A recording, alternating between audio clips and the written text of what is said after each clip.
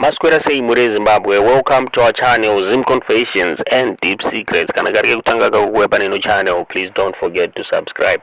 Kana uchingwa garo ka subscriber, don't forget to comment and share this video. Nasi muri Zimbabwe takuigirai nyaya ya Bishop weku ZCC kumukakwe wakafa uyo anenya tikatombo kuigirai last week pano murume wekusenda manudes kumurora muri Zimbabwe achida kupimba murora muri Zimbabwe. Pani nyaya tazoya naye nasi Bishop ava hanzi vabviswa ubishop muchechi muri Zimbabwe. Vabviswa paubishop nechechi, vakuru vechechi vazoungana vakaona kuti aiwa hazvikodzero kuti murume uyu aramba achitungamira chechi yavo yeZCC muri Zimbabwe.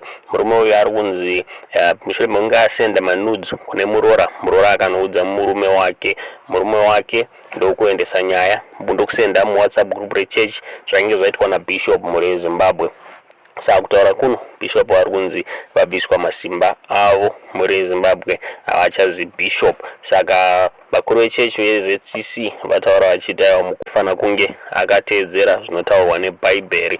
Saka vataura ivo vachiti muna August vachange vane musangano wanawo ndopo vachange vachigadza mumwe Bishop munyowani muri Zimbabwe. Ndonyaya takuigirai muri Zimbabwe. Please don't forget to zvamuri kufunga pamusoro penyaya mu comment section.